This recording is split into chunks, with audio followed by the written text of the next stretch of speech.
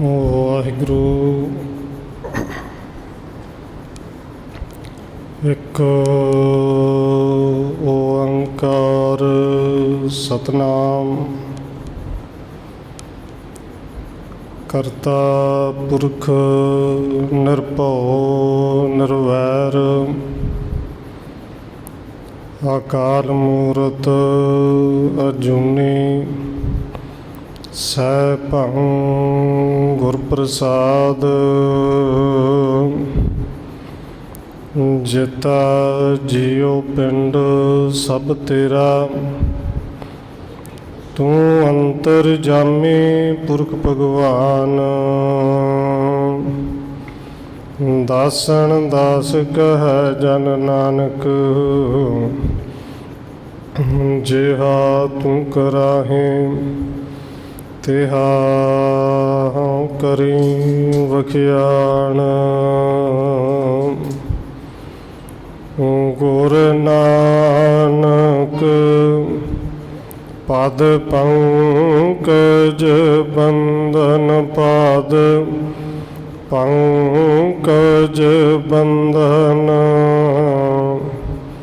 ਸਿਮਰੋ ਅੰਗਦ ਦੁਖ ਨਿਕੰਦਨ, ਗੁਰ ਅਮਰਦਾਸ ਹਿਰਦੈ ਨਿਤ ਧਿਆਉ, ਹਿਰਦੈ ਨਿਤ ਧਿਆਉ। ਗੁਰ ਰਾਮਦਾਸ ਗੁਣ ਗਾਉ, ਗੁਰ ਅਰਜਨ ਬਿਘਨ ਨ ਕੇ ਨਾਸਕ, ਬਿਘਨ ਨ ਕੇ ਨਾਸਕ। ਗੁਰ ਹਰਿਗੋਬਿੰਦ ਸ਼ੁਭ ਸੁਮਤਿ ਪ੍ਰਕਾਸ਼ਕ, ਸ਼੍ਰੀ ਹਰਿ ਰਾਇ ਨਮੋ ਕਰ ਜੋਰੀ, ਨਮੋ ਕਰ ਜੋਰੀ। ਸ਼੍ਰੀ ਹਰਿ ਕ੍ਰਿਸ਼ਨ ਮਨਾਉ ਬਾਹੁਰੀ, ਗੁਰੂ ਤੇਗ ਬਹਾਦਰ ਪਰਮ ਕਿਰਪਾਲਾ ਜੀ, ਪਰਮ ਕਿਰਪਾਲਾ। ਗੁਰ ਗੋਬਿੰਦ ਸਿੰਘ ਬਿਸਾਲਾ, ਤਰੁ ਤਾਰਾ ਪਰ ਪੁਨ ਪੁਨ ਸੀਸਾ ਜੀ, ਪੁਨ ਪੁਨ ਸੀਸਾ। ਬੰਦੋਂ ਬਾਰ ਬਾਰ ਜਗਦੀਸ਼ਾ, ਤਰੁ ਤਾਰਾ ਪਰ ਪੁਨ ਪੁਨ ਸੀਸਾ ਜੀ, ਪੁਨ ਪੁਨ ਸੀਸਾ। ਬੰਦੋਂ ਬਾਰ ਬਾਰ ਜਗਦੀਸ਼ਾ।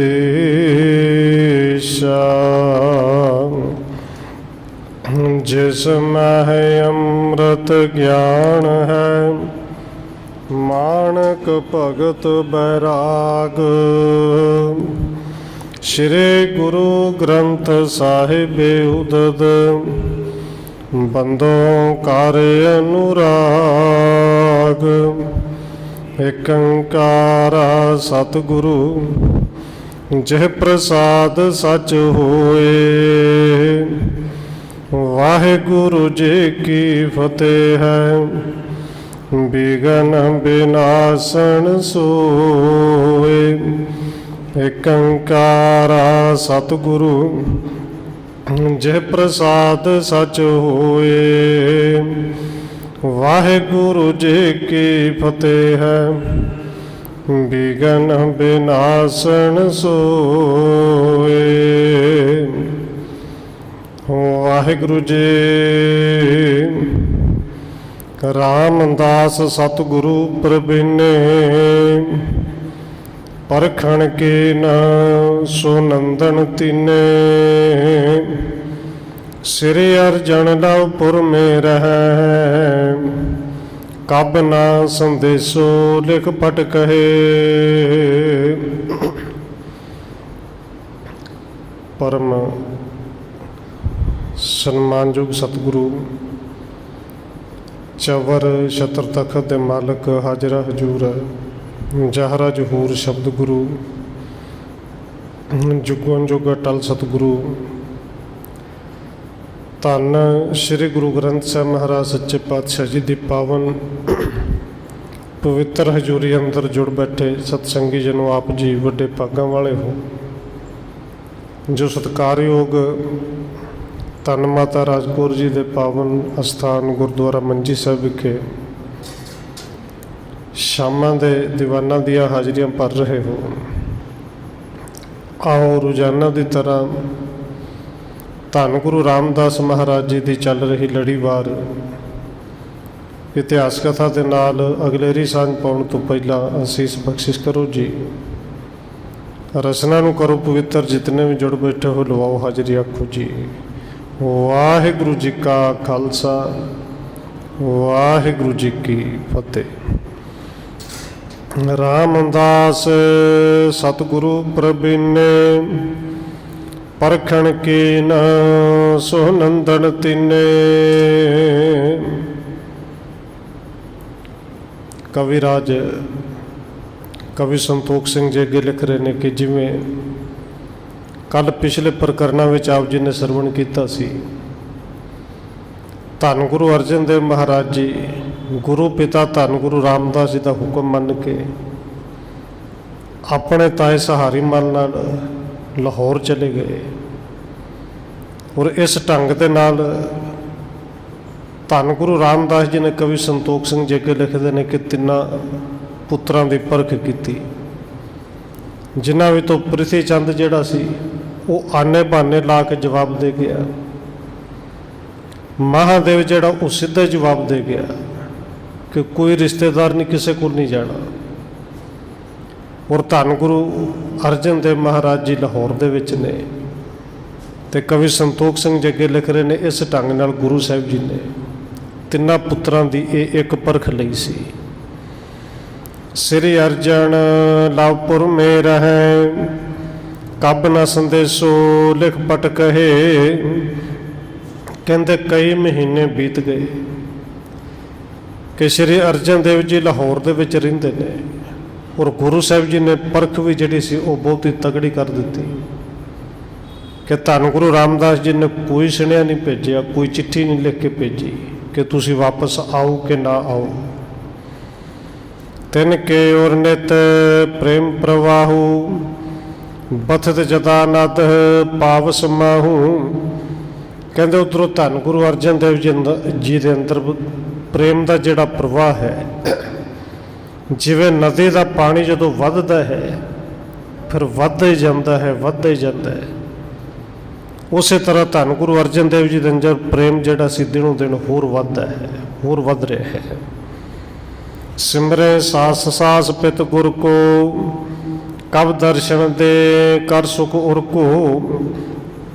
ਧੰਨ ਗੁਰੂ ਅਰਜਨ ਦੇਵ ਜੀ ਸਵਾਸ ਸਵਾਸ ਨਾਲ ਗੁਰੂ ਪਿਤਾ ਦਾ ਸਿਮਰਨ ਕਰਦੇ ਨੇ ਕਿ ਸਤਿਗੁਰੂ ਜੀ ਕਦੋਂ ਦਰਸ਼ਨ ਦੇ ਕੇ ਇਹ ਸੁਖ ਬਖਸ਼ਣਗੇ। ਰਾਗਣ ਬਿਖੈ ਸ਼ਬਦ ਕੋ ਗਾਵੈ, ਮਹਾਪ੍ਰੀਤ ਤੇ ਚਿਤ ਉਮਗਾਵੈ। ਜਦੋਂ ਸੰਗਤ ਵਿੱਚ ਬੈਠਦੇ ਨੇ ਧੰਨ ਗੁਰੂ ਅਰਜਨ ਦੇਵ ਜੀ ਆਪ ਰਾਗਾਂ ਦੇ ਵਿੱਚ ਬੜੇ ਪ੍ਰੇਮ ਦੇ ਨਾਲ ਸ਼ਬਦਾਂ ਦਾ ਗਾਇਨ ਕਰਦੇ ਨੇ। ਜਿੱਥੇ ਗੁਰੂ ਅਰਜਨ ਦੇਵ ਜੀ ਦੇ ਆਪਣੇ ਅੰਦਰ ਦੀ ਪ੍ਰੀਤ ਵੱਧਦੀ ਹੈ, ਉੱਥੇ ਸਿੱਖ ਸੰਗਤਾਂ ਦੇ ਅੰਦਰ ਵੀ ਪ੍ਰੀਤ ਵੱਧ ਰਹੀ ਹੈ। ਲੋਚਨ ਭਰੇ ਨੀਰ ਚਲਕਾਵੈ, ਹੋ ਤੁਰ ਮੰਚ ਮਹਾ ਅਕੁਲਾਵੈ। ਔਰ ਧੰਨ ਗੁਰੂ ਅਰਜਨ ਦੇਵ ਜੀ ਦੇ ਕਈ ਵਾਰ ਜਿਹੜੇ ਨੇਤਰ ਨੇ ਭਰ ਹੁੰਦੇ ਨੇ ਜਲ ਨਾਲ ਤੇ ਇੱਕਦਮ ਉਕਲਾ ਜਾਂਦੇ ਨੇ, ਵਿਆਕੁਲ ਹੋ ਜਾਂਦੇ ਨੇ ਕਿ ਕਦੋਂ ਮੈਂ ਸਮਾਂ ਮਿਲੇ ਕਿ ਹੁਣੇ ਪਹੁੰਚ ਜਾਵਾਂ, ਜਾ ਕੇ ਗੁਰੂ ਪਿਤਾ ਦੇ ਦਰਸ਼ਨ ਕਰਾਂ। ਬਿਰਹੇ ਪੀਰ ਤੇ ਪੀਰੇ ਰੰਗ, ਦੁਰਬਲ ਹੋਏ ਸਗਰੇ ਅੰਗ। ਕਿਉਂਕਿ ਹੁਣ ਤੇ ਧੰਨ ਗੁਰੂ ਅਰਜਨ ਦੇਵ ਜੀ ਰੁਚੀ ਦੇ ਨਾਲ ਖਾਂਦੇ ਪੀਂਦੇ ਵੀ ਨਹੀਂ, ਕੁਝ ਛਕਦੇ ਛਕਾਉਂਦੇ ਨਹੀਂ। ਚਿਹਰੇ ਦਾ ਰੰਗ ਵੀ ਕਈ ਵਾਰੀ ਲੱਗਦਾ ਕਿ ਪੀਲਾ ਪੈ ਗਿਆ, ਸਰੀਰ ਜਿਹੜਾ ਕਮਜ਼ੋਰ ਪੈ ਗਿਆ। ਮੋਹੇ ਵਿਸਾਰਿਓ ਸਤਿਗੁਰੂ ਸੁਆਮੀ, ਯਾਦ ਨ ਕੀਨਸ ਅੰਤਰਜਾਮੀ। ਹੁਣ ਕਿਉਂਕਿ ਕਈ ਮਹੀਨੇ ਬਤੀਤ ਹੋ ਗਏ ਤੇ ਧੰਨ ਗੁਰੂ ਅਰਜਨ ਦੇਵ ਜੀ ਵਿਚਾਰ ਕਰਦੇ ਨੇ, ਇਹ ਸੁਆਮੀ ਸਤਿਗੁਰੂ ਤੁਸੀਂ ਮੈਨੂੰ ਭੁਲਾ ਹੀ ਦਿੱਤਾ ਹੈ, ਕਦੇ ਚੇਤੇ ਨਹੀਂ ਕੀਤਾ, ਕਦੇ ਕੋਈ ਚਿੱਠੀ ਨਹੀਂ ਭੇਜੀ। ਜਾਓ ਆਪ ਤੇ ਸ਼ਕਤ ਨ ਐਸੇ, ਪਿਤ ਕੇ ਬਾਕ ਨਾ ਉਲੰਘਵ ਕੈਸੇ। ਅੰਦਰ ਮਿਲਣ ਦੀ ਤੜਫ ਹੈ, ਭੁੱਖ ਪਿਆਸ ਲੱਗਦੀ ਨਹੀਂ, ਪਰ ਧੰਨ ਗੁਰੂ ਅਰਜਨ ਦੇਵ ਜੀ ਫਿਰ ਵੀ ਕਹਿੰਦੇ ਨੇ ਕਿ ਮੇਰੇ ਵਿੱਚ ਇੰਨੀ ਸ਼ਕਤੀ ਨਹੀਂ ਕਿ ਸਤਿਗੁਰੂ ਜੀ ਆਪ ਜੀ ਦੇ ਹੁਕਮ ਦੀ ਉਲੰਘਣਾ ਕਰਕੇ ਮੈਂ ਆਪ ਜੀ ਕੋਲ ਆ ਜਾਵਾਂ। ਹਮਰੇ ਕਹੇ ਆਵਣੋ ਇਤੇ, ਤਿਸੇ ਬਚਨ ਕੋ ਪੁਨ ਪੁਨ ਚਿੱਤੇ। ਆਪ ਜੀ ਨੇ ਹੁਕਮ ਕੀਤਾ ਸੀ ਕਿ ਅਸੀਂ ਕਵਾਂਗੇ ਤੇ ਦਰਾਉਣਾ ਹੈ, ਤੇ ਸਤਿਗੁਰੂ ਜੀ ਆਪ ਜੀ ਦੇ ਬਚਨੋਂ ਮੈਨੂੰ ਹਰ ਵੇਲੇ ਚੇਤੇ ਰਹਿੰਦੇ ਨੇ। ਜਥਾ ਪਿੰਜਰੇ ਪੰਖੀ ਪਾਇਓ, ਤਿਮ ਆਇਸ ਮੈਂ ਫਸ ਨਹਿ ਆਇਓ। ਤੇ ਧੰਨ ਗੁਰੂ ਅਰਜਨ ਦੇਵ ਜੀ ਵਿਚਾਰਾ ਕਰਦੇ ਨੇ, ਜਿਵੇਂ ਪਿੰਜਰੇ ਨੂੰ, ਜਿਵੇਂ ਪੰਛੀ ਨੂੰ ਪਿੰਜਰੇ ਵਿੱਚ ਪਾ ਦਿੱਤਾ ਜਾਂਦਾ ਹੈ ਤੇ ਫਿਰ ਪੰਛੀ ਉੱਡ ਹੀ ਨਹੀਂ ਸਕਦਾ। ਔਰ ਸਤਿਗੁਰੂ ਜੀ ਮੈਂ ਵੀ ਆਪ ਜੀ ਦੇ ਹੁਕਮ ਰੂਪੀ ਪਿੰਜਰੇ ਵਿੱਚ ਹਾਂ, ਔਰ ਮੇਰੇ ਵਿੱਚ ਸ਼ਕਤ ਨਹੀਂ ਕਿ ਆਪ ਜੀ ਦੇ ਹੁਕਮ ਰੂਪੀ ਇਸ ਪਿੰਜਰੇ ਨੂੰ ਮੈਂ ਤੋੜ ਸਕਾਂ। ਦੀਰਘ ਸਵਾਸ ਲੈ ਤ ਬਹੁ ਬਾਰੇ, ਮੋਕੋ ਕਰੇ ਸਦਨ ਤੇ ਨਿਆਰੇ। ਤੇ ਕਦੇ ਕਦੇ ਲੰਬੇ ਲੰਬੇ ਸਾਹ ਲੈਂਦੇ ਨੇ ਤੇ ਕਹਿੰਦੇ ਸਤਿਗੁਰੂ ਜੀ ਮੈਨੂੰ ਆਪਣੇ ਘਰ ਤੋਂ ਨਿਆਰਾ ਕਰ ਦਿੱਤਾ ਜੀ, ਆਪਣੇ ਘਰ ਤੋਂ ਦੂਰ ਭੇਜ ਦਿੱਤਾ, ਕਈ ਮਹੀਨੇ ਹੋ ਗਏ ਨੇ। ਕਬ ਗਾਵਤ ਗਦ ਗਦ ਸੁਰ ਹੋਵਤ, ਪਿਤਾ ਪਰਮ ਪ੍ਰਿਯ ਨਿਕਟ ਨ ਜੋਵਤ। ਤੇ ਕਦੇ ਕਦੇ ਜਦੋਂ ਪਿਤਾ ਗੁਰੂ ਧੰਨ ਗੁਰੂ ਰਾਮਦਾਸ ਜੀ ਨੂੰ ਆਪਣੇ ਕੋਲ ਨਹੀਂ ਵੇਖਦੇ ਤੇ ਕਈ ਮਹੀਨਿਆਂ ਤੋਂ ਨਹੀਂ ਦੇਖਿਆ, ਫਿਰ ਗਾਉਂਦੇ ਗਾਉਂਦੇ ਗਲਾ ਵੀ ਗਦ ਗਦ ਹੋ ਜਾਂਦਾ ਹੈ, ਔਰ ਪ੍ਰੇਮ ਦੇ ਵਿੱਚ ਗਾਉਂਦੇ ਨੇ। ਮੋਹ ਰਹਿਣ ਨਾ ਵਿਹਾਵੇ, ਨੀਂਦ ਨਾ ਆਵੇ, ਬਿਨ ਦੇਖੇ ਗੁਰ ਦਰਬਾਰੇ ਜੀ। ਔਰ ਹਾਲਤ ਇਵੇਂ ਦੀ ਸੀ, ਰਾਤ ਬਿਲਕੁਲ ਰਾਤ ਬਤੀਤ ਨਹੀਂ ਸੀ ਹੁੰਦੀ, ਨੀਂਦ ਆਉਂਦੀ ਨਹੀਂ ਸੀ, ਭੁੱਖ ਪਿਆਸ ਲੱਗਦੀ ਨਹੀਂ ਸੀ। ਕਬ ਸੰਗਤ ਮੈਂ ਗੁਰ ਗੁਣ ਕਹੈ, ਕਮਲ ਬਿਲੋਚਨ ਤੇ ਜਲ ਬਹਿ। ਕਦੇ ਸੰਗਤ ਵਿੱਚ ਬੈਠ ਕੇ ਗੁਰਬਾਣੀ ਦਾ ਕੀਰਤਨ ਕਰਦੇ ਨੇ, ਔਰ ਕਦੇ ਕਦੇ ਧੰਨ ਗੁਰੂ ਰਾਮਦਾਸ ਸੱਚੇ ਪਾਤਸ਼ਾਹ ਜੀ ਦੀ ਸਿਫਤ ਹੀ ਕਰਦੇ ਨੇ, ਗੁਰੂ ਪਿਤਾ ਦੀਆਂ ਗੱਲਾਂ ਬਾਤਾਂ ਸਿੱਖ ਸੰਗਤਾਂ ਨੂੰ ਸੁਣਾਉਂਦੇ ਨੇ। ਇਸ ਪ੍ਰਕਾਰ ਤਿਤ ਰਹੇ ਲਾਹੌਰ, ਨਿਤ ਸਿਮਰਤ ਸੋਢੀ ਸਿਰ ਮੋਰ। ਕਹਿੰਦੇ ਇਸ ਤਰ੍ਹਾਂ ਧੰਨ ਗੁਰੂ ਅਰਜਨ ਦੇਵ ਮਹਾਰਾਜ ਜੀ ਲਾਹੌਰ ਦੇ ਵਿੱਚ ਰੁਕੇ ਰਹੇ, ਔਰ ਧੰਨ ਗੁਰੂ ਰਾਮਦਾਸ ਜੀ ਦਾ ਸਿਮਰਨ ਹੀ ਕਰਦੇ ਨੇ। ਬਿਰੇ ਬਹੁਤ ਤੇ ਵਿਆਕਲ ਬਣੈ, ਪਾਏ ਕਹਾਂ ਸੁਖ ਮਿਲਬੇ ਬਿਨੈ। ਅੰਦਰ ਬਿਰਹਾ ਪੈਦਾ ਹੁੰਦਾ ਤੇ ਵਿਆਕੁਲ ਹੋ ਜਾਂਦੇ ਨੇ, ਔਰ ਕਹਿੰਦੇ ਨੇ ਕਿ ਇਹ ਸੁੱਖ ਕਦੋਂ ਮਿਲੇਗਾ, ਇਹ ਦਰਸ਼ਨਾਂ ਤੋਂ ਬਿਨਾਂ ਇਹ ਸੁੱਖ ਮਿਲਣਾ ਹੀ ਨਹੀਂ। ਇਤ ਸਤਿਗੁਰ ਕਬ ਗੋਵਿੰਦਵਾਲ, ਬਸੇ ਸੰਗਤਾ ਸੰਗ ਵਿਸਾਲ। ਇੱਧਰ ਕਹਿੰਦੇ ਧੰਨ ਗੁਰੂ ਰਾਮਦਾਸ ਜੀ ਕਦੇ ਅੰਮ੍ਰਿਤਸਰ ਸ਼ਹਿਰ ਦੇ ਵਿੱਚ ਤੇ ਕਦੇ ਗੋਬਿੰਦਵਾਲ ਸਾਹਿਬ ਆ ਕੇ ਵਸਦੇ ਨੇ, ਸੰਗਤਾਂ ਨੂੰ ਨਿਹਾਲ ਕਰਦੇ ਨੇ। ਸੁਦਾ ਸਰੋਵਰ ਕਬਹੂ ਰਹੈ, ਬਹੁ ਸਿੱਖਣ ਕੇ ਦੁਰਮਤ ਦਹੈ। ਤੇ ਕਦੇ ਜਾ ਕੇ ਅੰਮ੍ਰਿਤ ਸਰੋਵਰ ਦੀ ਜਿਹੜੀ ਸੇਵਾ ਉਹ ਕਰਾਉਂਦੇ ਨੇ, ਉਪਦੇਸ਼ ਦੇ ਕੇ ਸਿੱਖਾਂ ਦੇ ਅੰਦਰ ਦੀ ਦੁਰਮਤ ਜਿਹੜੀ ਹੈ ਉਹਨੂੰ ਦੂਰ ਕਰਦੇ ਨੇ। ਇੱਥੇ ਕਵੀ ਰਾਜ ਨੇ ਇਹ ਅਧਿਆਇ ਖਤਮ ਕੀਤਾ ਹੈ। ਅਗਲਾ ਅਧਿਆਇ ਨੰਬਰ 17 ਇੱਥੋਂ ਸ਼ੁਰੂ ਕਰਦੇ ਲਿਖਦੇ ਨੇ। ਦੋਹਰਾ ਸਬਰਵਾਰ ਸਿੱਖ ਤੀਰਥਾ, ਆਏ ਗੁਰੂ ਕੇ ਪਾਸ, ਨਮਸਕਾਰ ਕਰ ਬੈਠਗਾ, ਧਰੇ ਸ਼੍ਰੇ ਕੀ ਆਸ।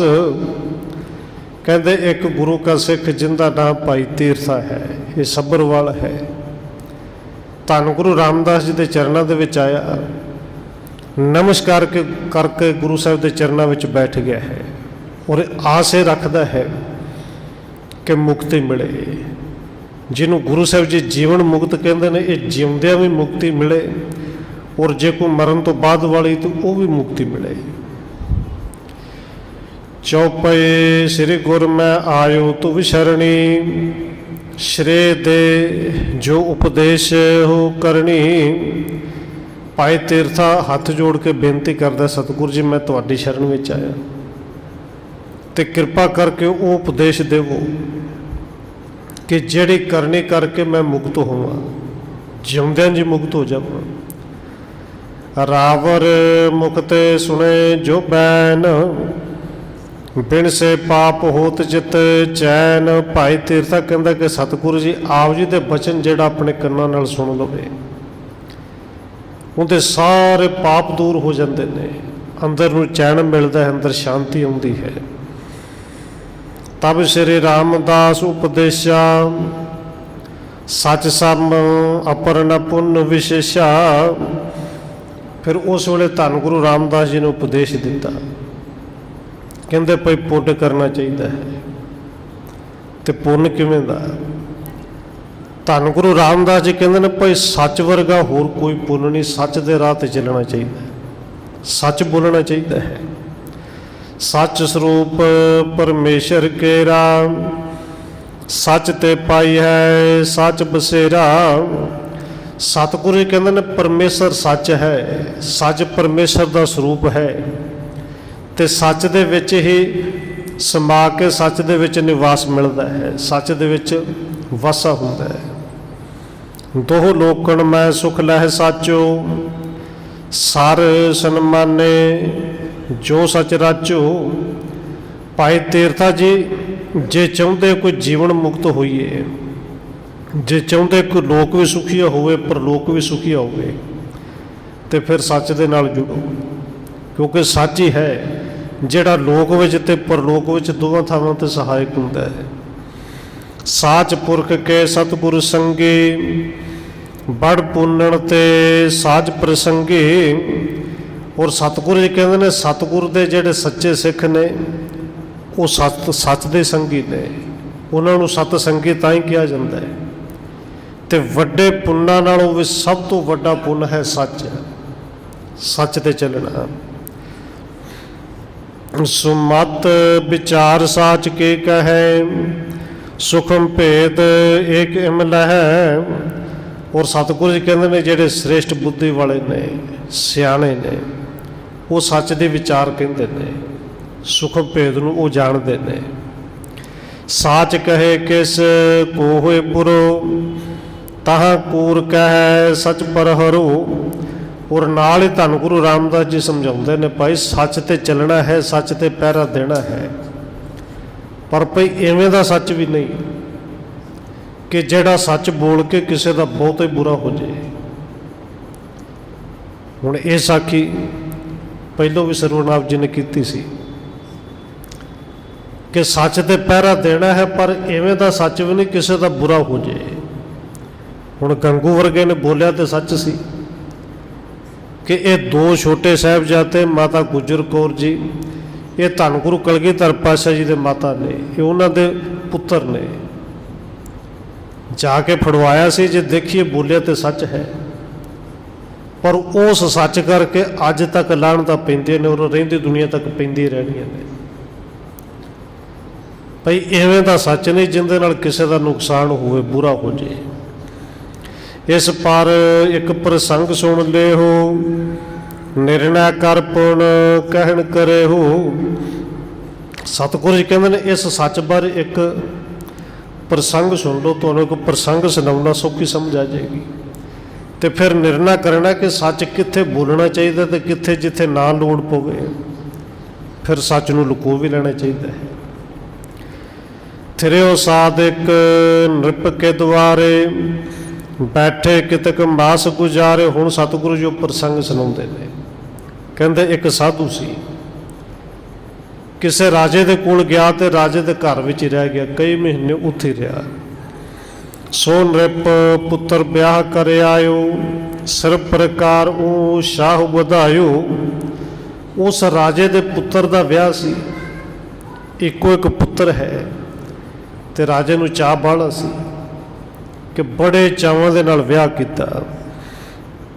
ਰਾਜ ਕੁੰਵਰ ਇੱਕ ਮੰਦਰ ਮਾਹੂੰ ਲੇਕਰ ਬਧੂ ਸੁਪਤ ਪਾਤਾ ਹੂੰ।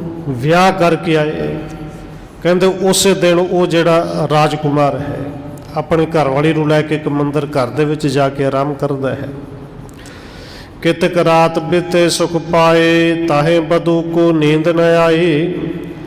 ਅੱਧੀ ਰਾਤ ਤੋਂ ਵੀ ਸਮਾਂ ਲੰਘ ਗਿਆ, ਪਰ ਕੋਈ ਉਹ ਵੀ ਰਾਜਕੁਮਾਰੀ ਸੀ, ਆਪਣੇ ਪੇਕੇ ਘਰ ਨੂੰ ਛੱਡ ਕੇ ਆਈ ਸੀ, ਔਰ ਸੁਭਾਅ ਬਣ ਜਾਂਦਾ ਦੂਸਰੀ ਥਾਂ 'ਤੇ ਜਾ ਕੇ ਨੀਂਦ ਆਉਂਦੀ ਕਿ ਨੀਂਦ ਨਾ ਆਵੇ। ਜਮ ਤਾਰ ਉਤੇ ਸਰਾਣੇ ਧਰੀ ਲੈ ਤ੍ਰਿਆ ਨੇ ਸੋ ਦੇਖਣ ਕਰੀ। ਕਹਿੰਦੇ ਜਿਹੜਾ ਰਾਜਕੁਮਾਰ ਸੀ ਉਹ ਤੇ ਨੀਂਦ ਵਿੱਚ ਘਰਾੜੇ ਮਾਰੇ, ਹੁਣ ਰਾਜਕੁਮਾਰੀ ਨੂੰ ਨੀਂਦ ਨਾ ਆਵੇ।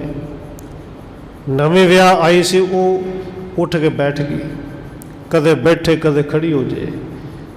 ਰਾਜਕੁਮਾਰ ਦੇ ਸਰਾਣੇ ਇੱਕ ਜਮ ਧਰ ਪਈ, ਜਿਹਨੂੰ ਤਲਵਾਰ ਵੀ ਕਿਹਾ ਜਾਂਦਾ ਹੈ। ਜਮ ਧਰ ਇੱਕ ਖੰਜਰ ਨੂੰ ਵੀ ਕਹਿੰਦੇ ਨੇ। ਕੁਝ ਵੀ ਹੋਵੇ ਕਿ ਤਿੱਖਾ ਸ਼ਸਤਰ ਹੈ। ਕਹਿੰਦੇ ਅਤ ਤਿਸ਼ਣ ਹੇਰੀ ਲੈ ਹਾਥ ਪਰਿਓ ਸੁਪਤ ਸਾਥੈ ਤਿਸ ਨਾਥ। ਕਹਿੰਦੇ ਉਸ ਨਵ-ਵਿਆਹੀ ਵਹੁਟੀ ਨੇ ਹੱਥ ਵਿੱਚ ਉਹ ਜਿਹੜੀ ਤਿੱਖਾ ਸ਼ਸਤਰ ਸੀ ਜਮ ਧਰ, ਉਹਨੂੰ ਫੜ ਲਿਆ। ਬੜੀ ਤਿੱਖੀ ਸੀ, ਬਾਰ-ਬਾਰ ਉਹਨੂੰ ਦੇਖੇ ਕਿ ਇੰਨੀ ਤਿੱਖੀ। ਉਹ ਕਦੇ ਬੈਠੇ ਕਦੇ ਉੱਠ ਕੇ ਖਲੋ ਜਾਵੇ। ਹੁਣ ਉੱਠ ਕੇ ਖਲੋਤੀ ਤਿੱਖੀ ਤਲਵਾਰ ਹੈ, ਉਹਨੂੰ ਹੱਥ ਲਾ ਕੇ ਵੇਖਦੀ ਹੈ। ਛੁੱਟੀ ਅਚਾਨਕ ਕਰਤੇ ਜਬੈ ਗਿਰੇ ਉਦਰ ਪਰ ਧਸ ਗਈ ਤਬੈ। ਅਚਾਨਕ ਉਹ ਜਿਹੜੇ ਖੰਜਰ ਸੀ ਜਾਂ ਤਲਵਾਰ ਸੀ ਉਹਦੇ ਹੱਥ ਤੋਂ ਛੁੱਟ ਗਈ। ਘਰ ਵਾਲਾ ਸੁੱਤਾ ਪਿਆ ਸੀ, ਸਿੱਧੇ ਜਾ ਕੇ ਢਿੱਡ ਦੇ ਵਿੱਚ ਸਿੱਧੇ ਵੱਜੀ, ਹਿਸਾਬ ਨਾਲ ਕਿ ਅੰਦਰ ਹੀ ਧਸ ਗਈ। ਨ੍ਰਿਪ ਸੁੱਤ ਮ੍ਰਿਤਕ ਭਇਓ ਤਤਕਾਲ ਚਿੰਤਾ ਤੁਰ ਤ੍ਰਿਆ ਹਿਰਦੈ ਵਿਸਾਲ। ਰਾਜਕੁਮਾਰ ਤੇ ਉਸੇ ਵੇਲੇ ਨਾਲ ਹੀ ਮਰ ਗਿਆ, ਮੌਤ ਹੋ ਗਈ। ਪਰ ਜਿਹੜੀ ਨਵ ਵਿਆਹੀ ਵਹੁਟੀ ਆਈ ਸੀ ਬੜੀ ਚਿੰਤਾ ਦੇ ਵਿੱਚ, ਨਾਵੇ ਰੋਵੇ ਕੁਰਲਾਵੇ ਕਿ ਹੋ ਕੀ ਗਿਆ। ਭਈ ਪ੍ਰਾਤ ਪਿਕ ਕੇ ਨਿਰਪ ਜਾਣਿਓ ਸਬਣ ਤਾ ਸਾਥ ਤਬ ਬਧੂ ਬਖਾਨਿਓ। ਦਿਨ ਚੜਿਆ, ਰੌਲਾ ਤੇ ਪੈਣਾ ਸੀ ਸਾਰੇ ਪਾਸੇ। ਹੁਣ ਰਾਜਾ ਜਦੋਂ ਪੁੱਛੇ ਕਿ ਬਣਿਆ ਕਿ ਇਹ ਮਰਿਆ ਕਿਵੇਂ, ਇਹ ਢਿੱਡ ਦੇ ਵਿੱਚ ਜਿਹੜੀ ਤਲਵਾਰ ਵੱਜੀ ਕਿਵੇਂ, ਤੇ ਜੇ ਉਹ ਵਹੁਟੀ ਕਵੇ ਕਿ ਮੇਰੇ ਕੋਲ ਵੱਜ ਗਈ, ਯਕੀਨ ਕੌਣ ਕਰੇ ਕਿ ਜਾਣ ਕੇ ਮਾਰੀ ਕਿ ਵੱਜ ਗਈ। ਉੱਥੇ ਉਹ ਸਾਰਿਆਂ ਦੇ ਵਿੱਚ ਉਹਨੇ ਝੂਠ ਬੋਲ ਦਿੱਤਾ। ਇਹ ਜੋ ਸਾਧ ਰੂਪ ਕਰ ਫਿਰਿਓ ਆਏ ਇਹਾ ਪਤ ਕੋ ਹਤ ਕਰਿਓ। ਕਹਿੰਦੇ ਉਹਨੂੰ ਹੋਰ ਨੇ ਕੁਝ ਦੱਸਿਆ, ਸਾਹਮਣੇ ਸਾਧੂ ਬੈਠਾ ਸੀ, ਨਾ ਨਹੀਂ ਸੀ ਜਾਣਦੀ, ਦੇਖਿਆ ਨਹੀਂ ਸੀ, ਪਰ ਸਾਹਮਣੇ ਬੈਠੇ ਵੇਲੇ ਹੱਥ ਕਰ ਦਿੱਤਾ। ਰੋਂਦੇ ਹੋਏ ਕਹਿੰਦੇ ਕਿ ਇਹ ਰਾਤ ਨੂੰ ਆਇਆ ਸੀ, ਮੇਰੇ ਪਤੀ ਨੂੰ ਇਹਨੇ ਰਾਤ ਨੂੰ ਆ ਕੇ ਮਾਰ ਦਿੱਤਾ ਹੈ। ਸੁਣ ਭੂਪਤ ਰੋਦਤ ਬਿਰਲਾਪਤ ਗਹਿਓ ਸਾਧ ਕੋ ਬਹੁਤ ਸੰਤਾਪਤ। ਹੁਣ ਰਾਜਾ ਪਹਿਲੇ ਰੋਂਦਾ ਪਿਆ ਸੀ, ਕੁਰਲਾ ਰਿਹਾ ਸੀ। ਉਸੇ ਵੇਲੇ ਹੁਕਮ ਕੀਤਾ ਫੜੋ ਇਹਨੂੰ। ਸਾਧੂ ਨੂੰ ਫੜ ਕੇ ਬੜਾ ਮਾਰਿਆ, ਕੁੱਟਿਆ, ਬੜਾ ਦੁੱਖ ਦਿੱਤਾ। ਪੁਣ ਸਭ ਮਿਲ ਨਿਪਨਿਤੈ ਵਿਚਾਰਾ ਇਸ ਮਾਰੇ ਸੁਤ ਜੀਏ ਨਾ ਹਮਾਰਾ। ਹੁਣੇ ਪਹਿਲੋਂ ਤੋਂ ਹੁਕਮ ਕਰ ਦਿੱਤਾ ਗਿਆ ਕਿ ਉਹਨੂੰ ਫਾਂਸੀ ਚੜਾ ਦਿਓ, ਮਾਰ ਦਿਓ। ਪਰ ਰਾਜਾ ਫਿਰ ਵੀ ਕਿਤੇ ਨਾ ਕਿਤੇ ਧਰਮੀ ਸੀ, ਵਿਚਾਰ ਆਈ ਕਿ ਜੇ ਇਹਨੂੰ ਮਾਰ ਵੀ ਦਿੱਤਾ ਤੇ ਮੇਰਾ ਪੁੱਤਰ ਤੇ ਜਿਉਂਦਾ ਹੋਣਾ ਨਹੀਂ। ਇੱਕ ਹਾਥ ਕੋ ਕਾਟ ਨਿਕਾਰਾ ਚੱਲਿਓ ਸਾਧ ਲਹਿ ਕਸ਼ਟ ਉਧਾਰਾ। ਰਾਜਾ ਕਹਿੰਦਾ ਕਿ ਨਹੀਂ, ਮਾਰੂ ਨਾ, ਇਹਨੇ ਸੱਜੇ ਹੱਥ ਨਾਲ ਹੀ ਮਾਰਿਆ ਹੋਣਾ। ਇਹਦਾ ਇੱਕ ਸੱਜਾ ਹੱਥ ਸੱਜੀ ਬਾਂਹ ਦੀ ਵੱਢ ਦਿਓ। ਉਹ ਸਾਧੂ ਦੀ ਬਾਂਹ ਵੱਢ ਦਿੱਤੀ, ਰੋਂਦਾ ਕਰਲਾਉਂਦਾ ਦੁਖੀ ਹੁੰਦਾ ਉੱਥੋਂ ਚਲਾ ਗਿਆ। ਚਿਤਵਤ ਪ੍ਰਭ ਕੇ ਘਰ ਹੈ ਨਿਆਏ ਨਹਿ ਯੱਗ ਮੈਂ ਕੀ ਮਿਲੀ ਸਜਾਏ। ਔਰ ਨਾਲੇ ਰੱਬ ਨੂੰ ਉਲਾਂਭੇ ਵੀ ਦਿੰਦਾ ਜਾਂਦਾ ਹੈ, ਤੇ ਨਾਲੇ ਕਹਿੰਦਾ ਤੇ ਮੈਨੂੰ ਅੱਜ ਵੀ ਵਿਸ਼ਵਾਸ ਹੈ ਕਿ ਰੱਬ ਦੇ ਘਰ ਵਿੱਚ ਕਦੇ ਅਨਿਆਂ ਨਹੀਂ ਹੁੰਦਾ, ਉਹ ਤੇ ਨਿਆਂ ਹੀ ਕਰਦਾ ਹੈ। पर मैं कोई पाप नहीं किया, कोई जुल्म नहीं किया, ये सज़ा मैनू क्यों मिली। मोहे साथ अन्याय कियो हर, में विचार चिंता बड़ उर धर। ते विचों विचों विश्वास जिहड़ा फिर डिगदा भी है, रब नूं उलांभे भी दिंदा है कि नहीं नहीं रब्बा, ये तो तू अन्याय किया है, अपनी थां ते ठीक सी, मैं पाप नहीं किया, जुल्म नहीं किया, सज़ा मिल गई है। ते जे सज़ा देने वाला दवाउण वाला तू है, फिर मेरे नाल ते अन्याय किया है। सुनियो बसै तिज कांसी माहे, प्रथम जन्म के सुध को पराहे। इस साधु ने सुनिया सी कि कांसे दे विच को विद्वान पंडित रहिंदा है, वो पिछले जन्मां दे भी सारी गल दस दिंदा है, आउण वाले समय दे भी सारी गल दसदा है। इस जन्म विच जो कुछ होया है उनके बारे दसदा, जो कुछ होना उनके बारे भी दसेगा। कर्म व्यापक सो ग्रंथ विचारै, दुख सुख को सब हेत उचारै। क्योंकि उन्हें एक कर्म व्यापक नाम का ग्रंथ पढ़िया हुआ है, वो सारे दुखों सुखों बारे दसदा है। गयो साध बूझत कर नाम, तिज न हुतो बैठे तिस बाम। कहते पुछदा पछांदा कंसी पहुंचा ब्राह्मण के घर, पर जदों साधु गया एक बाम वड्डी हुई सी, जाके घर पुछया तो घर विच ब्राह्मण नहीं सी, उस वेले पंडित नहीं सी, उनके घर वाली सी पंडिताणी बैठी हुई सी। पूछत भयो विपरकित गयो, सुन त्रिया हृदय रोस बहु कयो। हुण वो साधु बड़े मिठे सुभाव नाल पुछदा कि भैणे कित्थे ने पंडित जी घर ने, पंडित जी कित्थे गए ने। कुछ निज पत को गार उचारे, निठर साध को कह कलहारी। हुण साधु तो बड़ा मिठा बोलिया, पर अगों जवाब मिलिया बहुत भैड़ी जी गाल कढ़ के, कहती पता नहीं कित्थे मरिया है, केड़ा दस के गया है। और फिर जो साधु ने भी कुछ कौड़ा बोलिया कि सिर खाण आ जाते हो, फलाना टमकाना कह के अपने घर वाले भी गाला कढ़िया। बिस्मत रहो कहाँ दिज नार, सो पंडित मैं सुनियो उधार। हुण ये सारा कुछ वेख के साधु बड़ा हैरान होया कि मैं तो सुनिया सी पंडित सियाणा बड़ा, वो तो पिछले जन्मां दी भी गल दस दिंदा, आउण वाले जन्मां दी भी गल दसदा है। ते कित्थे वो पंडित सियाणा, कित्थे उनके घर वाली। ते जदों विआह होया इहनूं पता नहीं सी लग्गिया, लोकां दा भविख दसदा, इहनूं नहीं सी पता लग्गिया कि किंदे नाल मैं फाल लैन लग्गिया कि इन्नी कपत्ती जनानी, इन्ना कोड़ा बोलण वाली। थिरियो द्वार बाहर दिजे आयो, सब अपनों प्रसंग सुनायो। हुण घर दे विच तो उन्हें कित्थे बिठाउणा सी, जिन्हें पहलों गालां नाल स्वागत किया होवे। ये साधु जिहड़ा घर तो बाहर कुछ दूर होर के बैठ गया कि पंडित आवेगा गलबात करांगे। समा पा के पंडित आया, पंडित नूं अपनी सारी कहानी इस साधु ने सुनाई है। फिर कहे तिस त्रिय की बात, बूझे कारण कारत जात। पहलों तो अपने बारे पूछता कि दस मैनू सज़ा क्यों मिली, मैं कोई अपराध नहीं किया, कोई पाप नहीं किया। तो दूजा सवाल नाल ही कर दिता कि पंडित जी अपनी घर वाली भी वारी वाले भी दस्यो, उत्ते गाली बड़ियां कढ़दी है, तो तुहानूं इहदे बारे विआह कराउण तो पहलों पता नहीं लग्गिया, तुसीं भविख जाणदे हो। पंडित बैठ विचार सुनायो, कारण सुनो आप जिम्मे आयो। पंडित ने घर दे विच गया एक पासे बिठा लिया, कहते पहलों तो जेड़े काम आया तू अपने बारे पूछ, मैं अपनी कहानी भी सुनावांगा, पहलों अपने बारे पूछ। प्रथम जन्म मैं तुम दज हुतो, बैठे हो जल तट मजन कितो। कि पिछले जन्म विच भाई तू एक ब्राह्मण सै, किसी नदी के किनारे पानी के कोल बैठ के तप कर रहे सै। एक हाथ गोमुखी में जारी, फेर तमाला ऊंचे उसारी। कहते एक हाथ विच तू उदों माला फड़ी सी, गौमुखी माला कहते ने, कि जेड़े हाथ विच फड़ी होवे हाथ भी हो ਚੰਗਾ ਉੱਚਾ ਰੱਖ ਕੇ ਇੱਥੇ ਰੱਖ ਕੇ ਉਹਨੂੰ ਮਾਲਾ ਫੇਰਦੇ ਨੇ ਕਿ ਇੱਕ ਹੱਥ ਵਿੱਚ ਮਾਲਾ ਫੜੀ ਸੀ। ਤਬ ਇੱਕ ਧੇਣ ਤਰਾਸ ਕੋ ਪਾਏ ਤੁਝੇ ਆਗੇ ਕੋ ਗਈ ਪਲਾਏ। ਉਦੋਂ ਇੱਕ ਗਾਂ ਜਿਹੜੀ ਬੜੀ ਡਰੀ ਹੋਈ ਭੱਜੀ ਹੋਈ ਤੇਰੇ ਅੱਗੋਂ ਦੀ ਲੰਘੀ ਸੀ।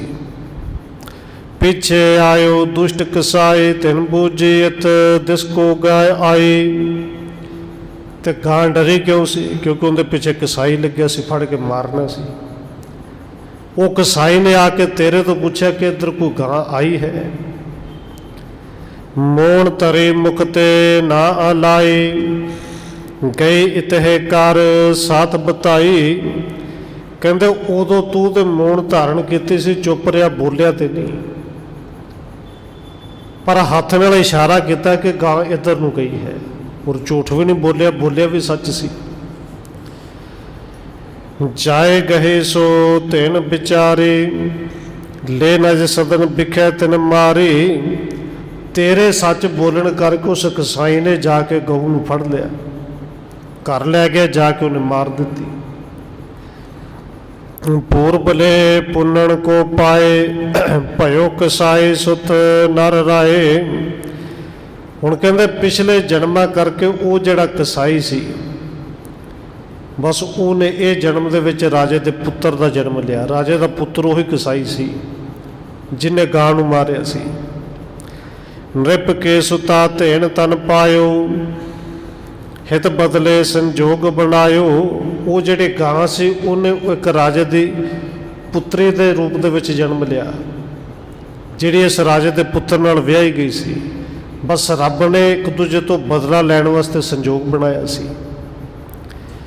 ਤਿਸ ਤ੍ਰਿਆ ਨੇ ਸੋ ਨ੍ਰਿਪ ਸੁਤ ਮਾਰਿਓ ਕਰੈ ਤਰਾਸ ਤੂੰ ਨਾਮ ਉਚਾਰਿਓ। ਉਰੇ ਪੰਡਤ ਦੱਸਦਾ ਕਿ ਉਹਦੇ ਘਰ ਵਾਲੇ ਨੇ ਰਾਜੇ ਦੇ ਪੁੱਤਰ ਨੂੰ ਮਾਰਿਆ ਸੀ। ਆਪਣੇ ਪਤੀ ਨੂੰ ਨੇ ਆਪ ਹੀ ਮਾਰਿਆ, ਭਾਵੇਂ ਗਲਤੀ ਨਾਲ ਮਰ ਗਿਆ, ਪਰ ਡਰੇ ਹੋਏ ਨੇ ਨਾਂ ਤੇਰਾ ਲੈ ਦਿੱਤਾ। ਤੇ ਤੈਨੂੰ ਸਜ਼ਾ ਕਿਉਂ ਮਿਲੀ? ਤੂੰ ਹੁਣ ਜਾਣਨਾ, ਗਾਂ ਵਾਲੇ ਇਸ਼ਾਰਾ ਤੂੰ ਕੀਤਾ ਸੀ, ਇਸੇ ਹੱਥ ਦੇ ਨਾਲ ਕੀਤਾ ਸੀ, ਇਹ ਹੱਥ ਤੇਰਾ ਵੱਢਿਆ ਗਿਆ। ਹਾਥ ਸਾਥ ਤੈ ਧੇਣ ਬਤਾਈ ਤਿਸ ਕੋ ਫਲ ਪਾ ਦੇਣ ਕਟਾਈ। ਇਹ ਪਿਛਲੇ ਜਨਮਾਂ ਦਾ ਹੀ ਫਲ ਮਿਲਿਆ ਹੈ। ਜਿਹੜੇ ਹੱਥ ਨਾਲ ਇਸ਼ਾਰਾ ਕੀਤਾ ਸੀ ਰਾਜੇ ਨੂੰ, ਉਹ ਹੱਥ ਹੀ ਵਡਾ ਦਿੱਤਾ। ਪ੍ਰਭੂ ਅਨਿਆਏ ਕਰੇ ਨਹਿ ਕੈਸੇ ਕਰੇ ਕਰਮ ਤੇ ਦੇ ਫਲ ਤੈਸੇ। ਪੰਡਤ ਕਹਿੰਦਾ ਕਿ ਸਾਧੂ ਦੇਖ, ਰੱਬ ਅਨਿਆਂ ਨਹੀਂ ਕਰਦਾ, ਜਿਵੇਂ ਦਾ ਕੋਈ ਕਰਮ ਕਰਦਾ ਫਲ ਉਵੇਂ ਦਾ ਰੱਬ ਦੇ ਦਿੰਦਾ ਹੈ। ਮਮ ਤ੍ਰਿਆ ਕੋ ਸੁਣ ਲਿਓ ਪ੍ਰਸੰਗ ਨੈ ਸੰਸੈ ਕਰੀਏ ਚਿਤ ਸੰਗ। ਹੁਣ ਪੰਡਤ ਕਹਿੰਦਾ ਕਿ ਮੇਰੇ ਘਰ ਵਾਲੇ ਦਾ ਪ੍ਰਸੰਗ ਵੀ ਸੁਣਦਾ ਹੈ, ਕਿਉਂਕਿ ਮਨ ਵਿੱਚ ਕਿਸੇ ਤਰ੍ਹਾਂ ਦਾ ਸੰਸਾ ਲੈ ਕੇ ਨਾ ਜਾਈ ਕਿ ਸਾਡੇ ਬਾਰੇ ਇੰਨਾ ਕੁਛ ਜਾਣਦਾ, ਆਪਣੇ ਬਾਰੇ ਕੁਝ ਨਹੀਂ ਜਾਣਦਾ। ਪੂਰਵ ਜਨਮ ਕਾਗ ਕੋ ਮੇਰਾ ਗਦੇ ਤ੍ਰਿਆ ਪਿੱਠ ਘਾਵ ਕਨੇਰਾ। ਕਹਿੰਦੇ ਪਿਛਲੇ ਜਨਮ ਦੇ ਵਿੱਚ ਮੈਂ ਕਾਂ ਸਾਂ, ਮੇਰੇ ਘਰ ਵਾਲੀ ਗਧੀ ਸੀ, ਤੇ ਉਸ ਗਧੇ ਦੇ ਪਿੱਠ ਦੇ ਵਿੱਚ ਬੜਾ ਵੱਡਾ ਜ਼ਖਮ ਸੀ। ਮੈਂ ਆਇਓ ਪਿੱਖ ਚੋਂਚ ਚਲਾਈ ਫਸੇ ਅਸਥ ਮਹਿ ਨਹਿ ਨਿਕਸਾਈ। ਕਹਿੰਦੇ ਮੈਂ ਆਇਆ ਉਸ ਜ਼ਖਮ ਦੇ ਵਿੱਚ ਜ਼ੋਰ ਦੇ ਨਾਲ ਚੁੰਝ ਮਾਰੀ, ਕਿਉਂਕਿ ਜ਼ਖਮ ਸੀ। ਚੁੰਝ ਅੱਗੇ ਚਲੇ ਗਈ, ਬਸ ਐਸੀ ਹੱਡੀ ਦੇ ਵਿੱਚ ਫਸੀ ਕਿ ਹੱਡੀ ਤੋਂ ਉਹ ਚੁੰਝ ਬਾਹਰ ਨਿਕਲੀ ਨਾ। ਸ੍ਰੀ ਗੰਗਾ ਜਲ ਵਿਖੇ ਪ੍ਰਵੇਸ਼ੀ ਆਗੇ ਗਮਨਤ ਪੀਰ ਵਿਸ਼ੇਸ਼ੀ। ਗਾਂ ਕਹਿੰਦੇ ਉਦੋਂ ਭੱਜ ਕੇ ਗੰਗਾ ਦੇ ਵਿੱਚ ਵੜੀ, ਗੰਗਾ ਨਦੀ ਦੇ ਵਿੱਚ ਹੋਰ ਅੱਗੇ ਗਈ, ਕਿਉਂਕਿ ਚੁੰਝ ਨਿਕਲਦੀ ਨਹੀਂ ਸੀ, ਹੱਡੀ ਦੇ ਵਿੱਚ ਫਸੀ ਹੋਣ ਕਰਕੇ ਉਹਨੂੰ ਬਹੁਤ ਬਹੁਤੀ ਤਕਲੀਫ ਸੀ। ਪਰ ਤਕਲੀਫ ਉਸ ਗਾਂ ਨੂੰ ਵੀ ਸੀ, ਕਿਉਂਕਿ ਚੁੰਝ ਨਹੀਂ ਸੀ ਨਿਕਲਦੀ, ਗਾਂ ਖਿੱਚ ਖਿੱਚ ਕੇ ਲੈ ਜਾਂਦੀ ਸੀ। ਅਧਿਕ ਪ੍ਰਵਾਹ ਬਹਾਏ ਦੋ ਬੂੜ ਸਰੀਰ ਤਿਆਗ ਕਰ ਸੋਊ। ਕਹਿੰਦੇ ਗੰਗਾ ਦਾ ਜਿਹੜਾ ਬਹਾਵ ਹੈ ਬਹੁਤਾ ਤੇਜ਼ ਸੀ ਕਿ ਗਾਂ ਨੂੰ ਖਿੱਚ ਕੇ ਲੈ ਗਈ ਔਰ ਕਾਂ ਦੇ ਵਿੱਚੋਂ ਚੁੰਝ ਨਿਕਲੇਗਾ। ਬਸ ਐਸੇ ਬਹਾਅ ਦੇ ਵਿੱਚ ਗਈ, ਪਹਾੜਾਂ ਤੋਂ ਥੱਲੇ ਡਿੱਗਿਆ ਪਾਣੀ ਦੇ ਵਿੱਚ ਅਸੀਂ ਦੋਵੇਂ ਸਰੀਰ ਛੱਡ ਕੇ ਦੋਵਾਂ ਦੀ ਮੌਤ ਹੋ ਗਈ। श्री गंगा जल को फल पह्यो, दोहन विपर कर जन्म सुलयो। हुणे ब्राह्मण दसदा कि भाग तो भावें साडे चंगे नहीं सन, पर गंगा दे विच मरे सानू फल ये मिलिया कि साडा जिहड़ा जन्म है दोवां दा वो ब्राह्मणां दे घर हो गया। मैं ब्राह्मण ते ब्राह्मणी बनी। पुन संबंध पा एहो संग मेरा, प्रथम जन्म दुख देन बडेरा। बस कहते साडा ये पिछला प्रसंग इस तरह का है। समा पिया साडा संबंध बन गया पति पत्नी का। पिछले जन्म में मैं दुख दिता सी, इनू चुंझ मारी। या ते कह कठोर दुख देत, पूर्व कर्म ताहे फल लेत। पंडित कहता कि अपने पिछले कर्मां दा ही दुख हुण भोग रहा हाँ। मैं दुख दिता सी चुंझा मार मार के, हुण ये दुख दिंदी कौड़ा बोल बोल के, गाला कट कट के। आए गए तो कोई परवाह नहीं करती, सब दे सामने भी बेइज्जती करती है। और मैं जानना कि इहदे विच जिवें दी मेरी गलती से कसूर से रब ने फल उसी तरह दिता है। ना दोष इहदा है तो ना मेरा है। जिन्ना दोष सी उन्नी उन्नी सज़ा भोगने पे है।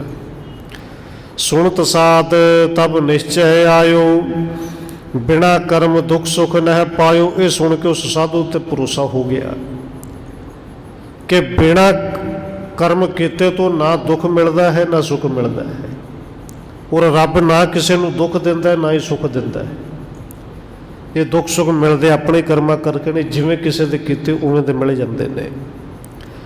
सिर गुर भणै साच दिज कहियो, तेन बताए इतो दुख लहियो। हुण धन गुरु रामदास जी कहते हैं भाई तीरथा जी देखो, उस साधु ने तो सच कहा सी कि गा इस पासे नूं कोई झूठ तो नहीं सी बोलिया, पर जे उदों ना दसदा तो हो सकता गा किते दूर भज जाती, उनके हथ ना आउंदी।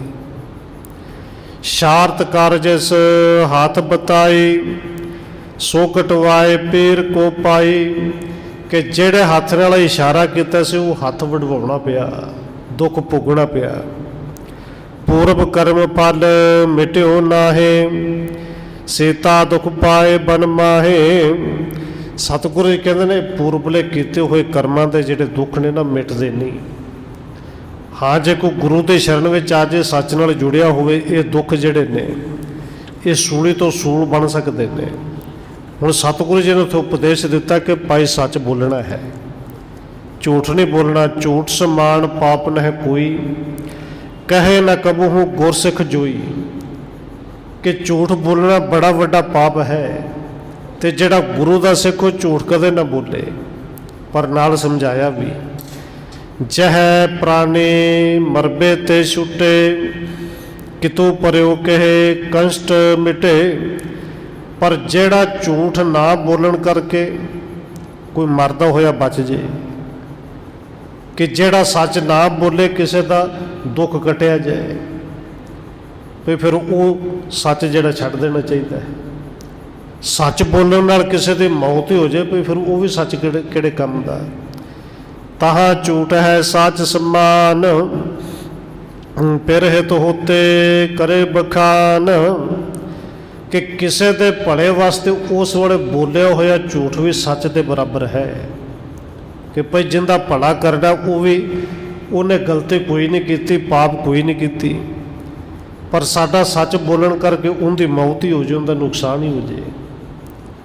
वो सच झूठ तो भी ज़्यादा वड्डा पाप है। पर जे सानू पता कि अगला बेकसूर है, इनू सज़ा मिल जानी है, तो फिर उत्थे सच जिहड़ा है वो सच की थां ते झूठ बोलो तो सच के बराबर है। हुणे गुरु साहब ने समझाया कि गुरु के सिख ने झूठ नहीं बोलना, बार बार समझाया झूठ नहीं बोलना, पर इवें दा सच भी नहीं कि जिंदे नाल किसी का नुकसान हो जाए। हुई भुलां दी खिमा। आओ एक दो मिनट होर रसना दे नाल हाज़री लवाइए, फिर समाप्ति है जी। वाहेगुरु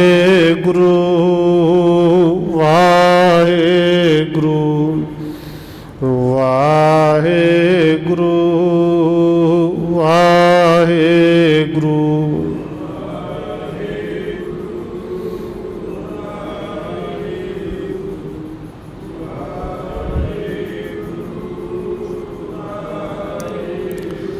ਵਾਹਿਗੁਰੂ ਵਾਹਿਗੁਰੂ ਵਾਹਿਗੁਰੂ ਵਾਹਿਗੁਰੂ।